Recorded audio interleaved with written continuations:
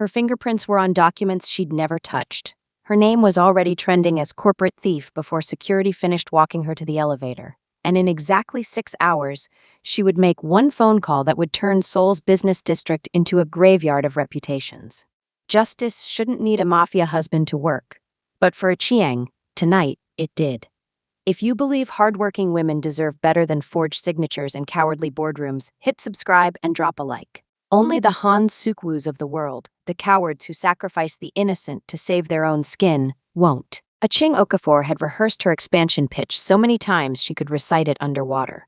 Slide 14 was her favorite, the one where projected revenue curved upward like a smile, like proof that Nairobi girls with scholarship letters and stubborn mothers could build empires out of spreadsheets. She'd worn her navy blazer, the one with the sleeve she'd hemmed herself at 2 a.m. because she refused to pay alterations fees on a director's salary when she had 2 working hands. She never got past slide 2. The boardroom door opened without a knock, which in corporate Seoul is the equivalent of a gunshot. 2 security guards walked in like they were retrieving contraband instead of a human being. Behind them, HR Director Park Yoon-hee held a folder she wouldn't make eye contact over. "Miss Okafor," Yoon-hee said, voice pitched for an audience. "We need you to come with us."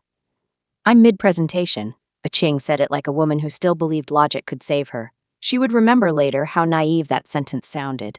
The CEO, Han Suk-woo, a man who had personally recruited her, who'd once toasted her at a company dinner and called her the best decision this company ever made, wouldn't look up from the folder in his hands. When he finally spoke, his voice carried the practiced grief of a man reading someone else's script. $11 million, he said, routed through 3 shell accounts. Your fingerprints are on every authorization page. The room went silent in that particular way. Rooms go silent when everyone has already decided you're guilty and is simply waiting to see if you'll cry or fight. Ching did neither. She asked calmly to see the documents. They showed her a signature that was hers and wasn't. Too clean, too certain, like a forgery drawn by someone who'd studied her handwriting the way art thieves study brushstrokes. "I didn't do this," she said. Nobody in that room believed her.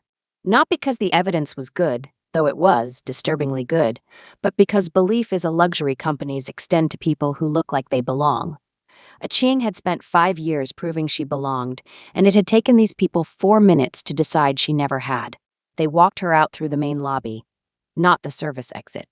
The main lobby, past the glass wall where every junior associate who'd once asked her for career advice now studied their phones like they contained the secrets of the universe. A photographer, someone had called a photographer, caught her face as the revolving door spat her onto the sidewalk. By the time she reached the corner, the photo was already captioned, "Hanshin Tech Director escorted out amid embezzlement scandal." She sat on a bench in the small park across from the building she'd helped build into a billion-dollar name, and she let herself do the one thing she'd promised herself she'd never do at work. She cried, quietly, efficiently. Like even her grief had deadlines. Her phone buzzed. A number she'd saved under a fake contact name, Wine Guy, because her assistant had assumed as much and she'd never corrected her. Kang Ji-hoon, her husband. The man she'd married in a ceremony so small and secret that even the officiant thought it was a rehearsal. She almost didn't answer. 2 years of marriage, and she had never once used him as a weapon. That had been the deal. The one she'd negotiated over soup in a place with no cameras, back when he'd finally admitted that investor was a generous word for what he actually was. "I build my career with my own hands, or this doesn't work," he'd agreed. He'd kept his empire in a separate room of their life, like a coat closet neither of them opened in front of guests. But her hands, tonight, had nothing left to build with, she answered. Ching. His voice was low, already alert, already aware something was wrong before she'd said a word. The way men who run empires learn to hear catastrophe in a single syllable. She looked up at the building. Her building, once. The lights were still on in the boardroom where they'd humiliated her, executives probably still congratulating themselves on decisive action. "Buy the company," she whispered, and something in her chest cracked open, 2 years of careful separation collapsing in a single sentence. "Buy it, Ji-hoon, and ruin everyone who did this to me." There was a silence on the line, not hesitation she'd learn later, but calculation. Then, "Send me everything, every name in that room." He didn't ask if she was sure. He didn't ask if this crossed a line they'd drawn together in gentler days. He simply said, "I'll be there in 20 minutes," and hung up, And somewhere in Seoul, a phone call was already being made that would end careers before sunrise. Aching wiped her face, stood up, and for the first time all day, smiled. It wasn't relief. It was something closer to a warning. Ji-hoon arrived without bodyguards, which unsettled Aching more than an army would have. He came through the park in a plain gray coat, hands in his pockets, looking like any other tired businessman walking home. Except tired businessmen don't make 3 Seoul conglomerates worth of security directors reach for their phones the second they're spotted on a traffic camera. He didn't hug her first. He looked at her face, checked it the way a man checks a door for damage before checking what's behind it, and only then pulled her in. "Tell me everything," he said, from the first slide. She told him. The forged signatures, the shell accounts, the way Han Suk-woo wouldn't meet her eyes like guilt was contagious and he didn't want to catch what he was giving her. Ji-hoon listened without interrupting, which was somehow worse than if he'd raged. His stillness had a temperature to it, like the air right before Seoul's summer storms. 11 million, he repeated. That's an amateur's number. Big enough to end a career. Small enough nobody at the top loses sleep reporting it to the board. He was already thinking 3 moves ahead, the way he always did, the way that used to comfort her when it was applied to hotel reservations and dinner plans and now made her stomach tighten, because she knew exactly what kind of chess this was. "I don't want blood," she said. "I want the truth. I want my name back." "Those aren't mutually exclusive," Ji-hoon said, "but they're not the same thing either. Which do you want first?" She hadn't expected the question to cut that deep. Which do you want first? As if vengeance were a menu and she got to order in any sequence she liked. She thought of Yoon-hee's folder, of the photographer who'd been called ahead of time, of Suk-woo's rehearsed grief. "The truth," she said finally. "Get me the truth. You can have whatever's left." He almost smiled. Almost. "That's my wife," he said, and it sounded less like affection and more like a verdict. By morning, the truth had started moving on its own. Anonymous holding companies, 3 of them, registered in jurisdictions with names Aching had only seen in tax documentaries, began quietly acquiring Hanshin tech stock. Not enough to trigger a single alarm. Enough, cumulatively, to make 3 separate compliance officers frown at their screens and decide it wasn't their problem yet. Auditors nobody at Hanshin had authorized began requesting 5 years of transaction records, citing routine oversight in language so bureaucratically boring that nobody thought to ask who'd sent them. Han Suk-woo, who had smiled for cameras less than 24 hours earlier while calling Aching a criminal, spent his morning fielding a call from a regulator whose name he didn't recognize, asking questions about a shell account he definitely recognized. By lunch, his assistant told him 3 board members wanted an informal chat before the emergency session Friday. Informal chats in corporate Korea are where careers go to die politely. Aching watched all of this from the guest room of Ji-hoon's penthouse, a room she'd stayed in exactly twice before, both times joking that it looked like nobody actually lived there, which, she now realized, was because nobody was supposed to know anyone did. She scrolled through the financial filings Ji-hoon's people had already pulled, and something nagged at her, small and sharp, like a splinter she couldn't locate. The forged documents were good. Too good. Whoever built them hadn't just copied her signature, they'd replicated the exact formatting quirks of internal memos only a handful of people had access to. Someone inside Hanshin had helped. She thought of Soo-min immediately, then hated herself for thinking it. Soo-min, who'd trained beside her for 4 years, who'd cried real tears. She was sure they were real, at the small, disguised dinner that had passed as Aching's wedding celebration. Soo-min, who'd texted her that morning, "I'm so sorry, I don't believe any of it. Call me when you can." "Ji-hoon," she said, staring at the formatting quirks like they might rearrange themselves into an innocent explanation. "I think someone I trusted did this." He looked up from his own screen, and for the first time since he'd arrived, something in his composure shifted. Not surprise, she realized. Confirmation. "I know," he said quietly. "I found her name 4 hours ago. I was deciding how to tell you. There is a particular kind of grief reserved for betrayal by people who know exactly how you take your coffee." Aching had expected to feel rage when Ji-hoon said Soo-min's name. Instead, she felt something closer to vertigo, like the floor of every memory she owned had quietly been replaced with something load-bearing and false. "Show me," she said. Ji-hoon turned his laptop toward her. Internal memo templates, formatting macros, a login timestamp from a terminal registered to Soo-min's employee ID, active at 2:47 a.m., 3 days before the board meeting. generating draft versions of the very transfer documents that had ended Chiang's career. It wasn't circumstantial. It was a woman's fingerprints on a knife, if fingerprints could also cry at your wedding toast. There has to be an explanation, Chiang said, and hated how small her own voice sounded defending someone who'd apparently spent 3 sleepless nights building her downfall. There usually is, Ji-hoon said. That doesn't mean it's a good one. He was right, infuriatingly, within the hour. Ji-hoon's people didn't kick down doors. That was for men who mistook intimidation for intelligence. Instead, someone quietly reviewed Soo-min's father's medical records, his mounting hospital bills, and a series of threatening messages sent to Soo-min's personal phone from an untraceable number 3 weeks before the forgery began. Cooperate or the surgery never happens. Soo-min hadn't sold a Chiang out for money. She'd been cornered into it, one sick father and one anonymous threat at a time, until betraying her closest friend became the only door left unlocked in a house on fire. Chiang insisted on seeing her in person. Ji-hoon didn't like it. She could tell by the specific way he didn't argue, which was somehow louder than if he had. But he arranged a meeting in a private room above a quiet restaurant, no cameras, no witnesses, except the two of them and a pot of tea nobody touched. Soo-min looked like she hadn't slept since the forgery began, which Chiang now understood was probably true. When she saw Chiang, she didn't run and didn't perform innocence. She just started crying, the ugly, honest kind that doesn't care about appearances. They said they'd let him die on the waiting list, Soo-min said. They showed me his file. They showed me how easy it would be to just lose it in the system. I told myself I'd fix it after. I told myself you'd forgive me if you knew why. Who's they? Chiang asked, and her voice came out steadier than she felt. I don't know a name, Soo-min said. Just a voice.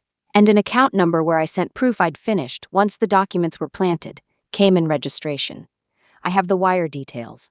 I kept everything in case I needed to prove I didn't want to do it. Ji-hoon took the details without a word, already dialing someone before Soo-min finished the sentence. Here's the part Chiang wants you sitting with, the way she had to sit with it in that quiet room. It is easy to hate the woman who forged your signature. It is much harder and much more necessary to ask who forged the trap that forced her hand. Somebody built a system where a good daughter's only choices were her father's life or her best friend's career, and then that same somebody let the world call Soo-min a villain instead of a victim of a much colder architect. If you think people who get cornered into terrible choices deserve at least the chance to be heard before they're judged, hit that like button right now. And subscribe, because only people who enjoy watching the powerless get crushed for the sins of the powerful would scroll past this without one. The wire trail led exactly where Ji-hoon expected and exactly where Chiang didn't. Not to a rival executive hungry for Hanshin's market share, but to a private holding company with paperwork so clean it screamed of someone who'd learned money laundering from watching amateurs get caught. Ji-hoon stared at the ownership documents for a long moment, his jaw tightening in a way Chiang had seen exactly twice before. Both times right before something in his world violently rearranged itself. What? She asked. Whose account is it? He turned the screen toward her, and the name sitting quietly at the top of the shell company's registry wasn't a stranger's at all. It was family. Kang Tae-yang, Chiang read aloud, like saying the name slowly might make it less true. Your cousin. Ji-hoon didn't answer right away. He set the laptop down with the careful precision of a man handling something that might detonate if jostled wrong. My father's brother's son, he said finally. We grew up in the same house for 2 years after his father died. I forgot he existed most days. He never forgot I existed for a single one of his. Chiang had heard fragments of Ji-hoon's family history the way you hear weather from another country. Present, distant, not something she'd thought to ask more about. Because Ji-hoon guarded his past the way he guarded everything else, in a locked room she'd agreed not to knock on. Now the room was open, and what was inside it explained a great deal about why a man could build an empire and still flinch, almost imperceptibly, at one cousin's name. He wanted your seat, she said. It wasn't a question. He's wanted my seat since we were 14, Ji-hoon said. The council chose me over him 11 years ago. Tae-yang has spent every year since telling anyone who'll listen that the wrong man got the throne. I assumed it was pride talking. I didn't think he'd spend a decade actually building a case. This isn't pride, Chiang said, gesturing at the screen, at Soo-min's terrified face still fresh in her mind, at the $11 million and the forged signature and the photographer who'd been called ahead of time. This is a man who planned to destroy me to get to you. Ji-hoon's expression didn't change, but something behind his eyes did, a recalibration. The look of a general realizing the battle he thought he was fighting was actually a smaller piece of a war he hadn't known had started. Not just to get to me, he said slowly. Think about it. Why frame you publicly? Why not just have me killed quietly, the way ambitious men usually solve succession problems? He wanted spectacle. He wanted the council to watch me unravel over a woman. He wanted them to see the untouchable king bleed in public, chasing a scandal instead of running his territory. So I wasn't the target, Achieng said. I was the bait.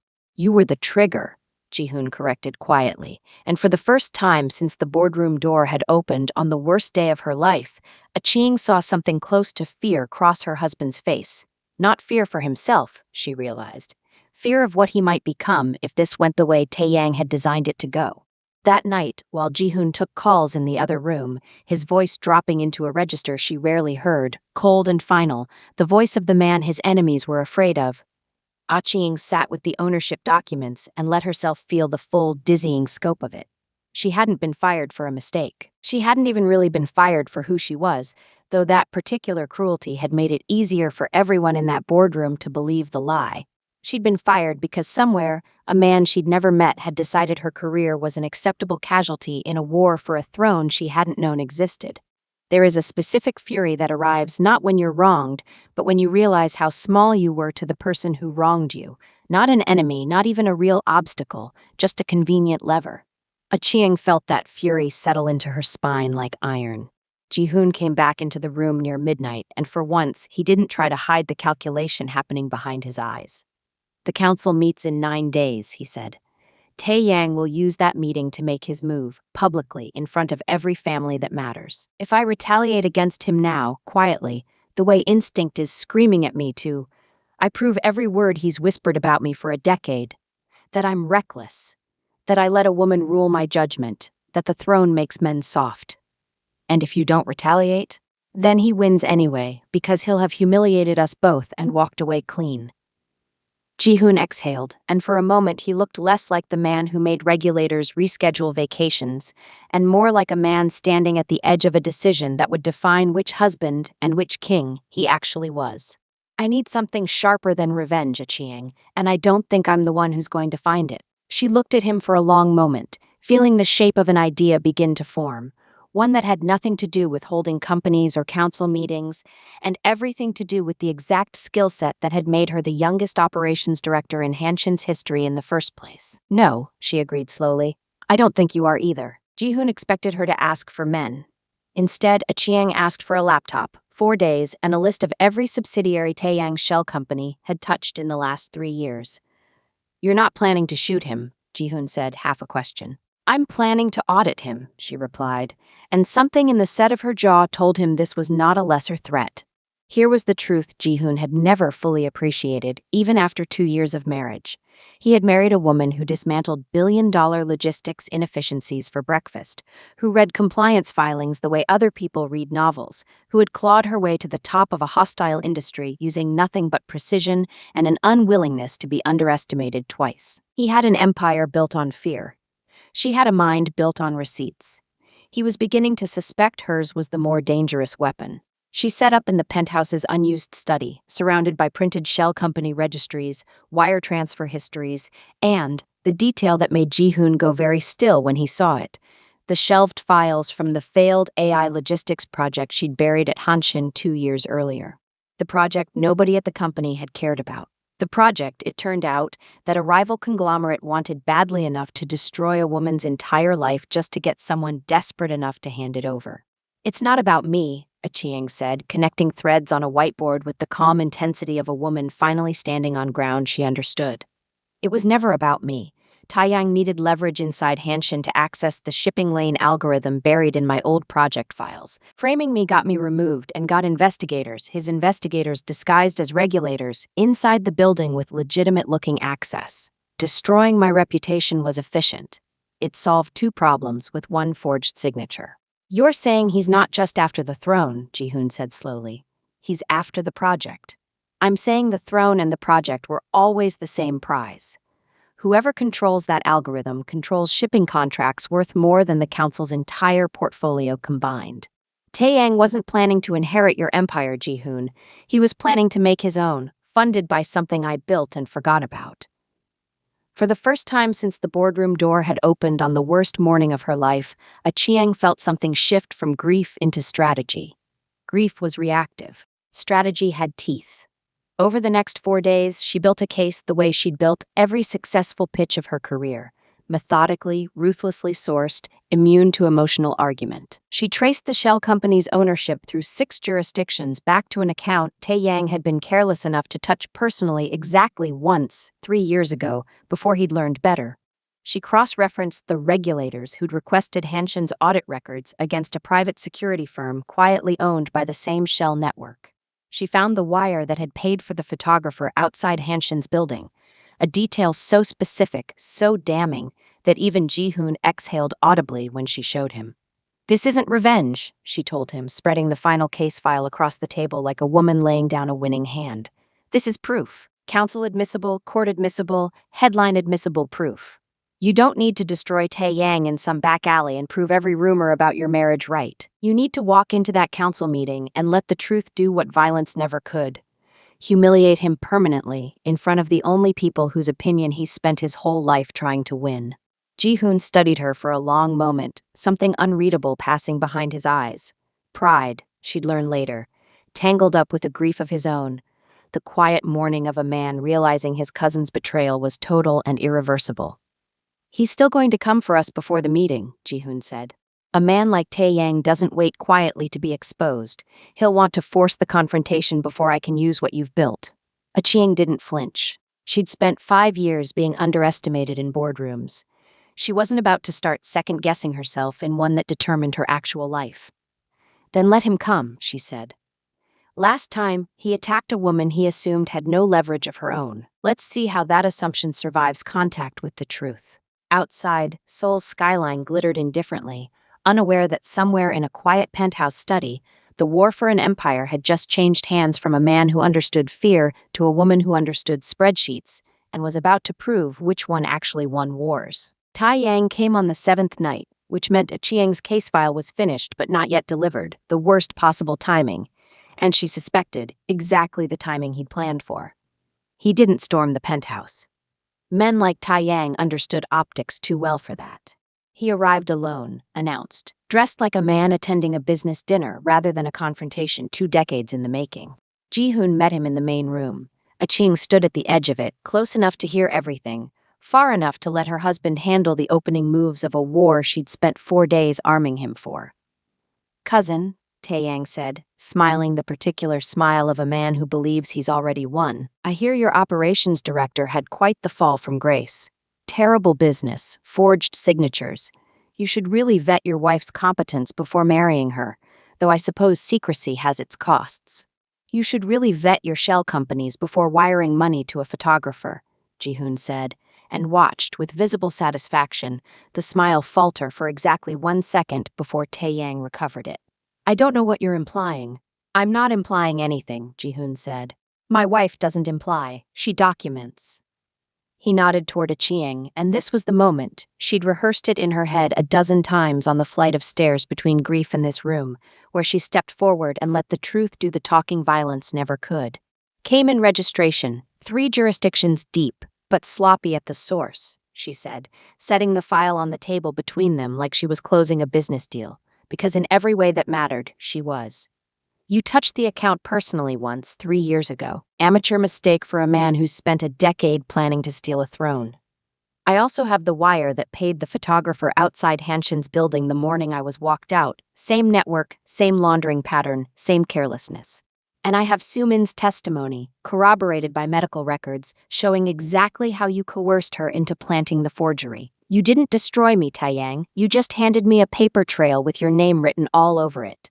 For a moment, something genuine flickered across Tae-yang's face. Not fear exactly, but the specific disorientation of a man realizing the woman he'd treated as collateral damage had turned out to be the architect of his downfall. "You think the council will care about a forged document scandal?" he said, recovering, sneering now. "They care about strength, about who's willing to act. Ji-hoon hides behind boardrooms and paperwork. I was willing to burn a woman's career to prove a point. That's the difference between a king and a caretaker." The difference, Achieng said quietly, is that you needed to destroy an innocent woman to make your point, and I only needed a laptop to unmake yours. Ji-hoon stepped closer, and here was the moment Achieng had genuinely worried about. The moment where 2 years of buried rage over a childhood spent under the same roof as this man might finally break loose, where the Mafia king everyone expected might simply choose violence because violence was faster and felt, in the moment, more satisfying than patience. She watched him weigh it. She watched him choose. I could kill you tonight, Ji-hoon said, voice flat, almost gentle, which made it worse. Nobody would ask questions. That's the power you've spent your whole life resenting me for having. But you want to know the real difference between us, Taeyang? You needed to destroy someone to prove you deserved power.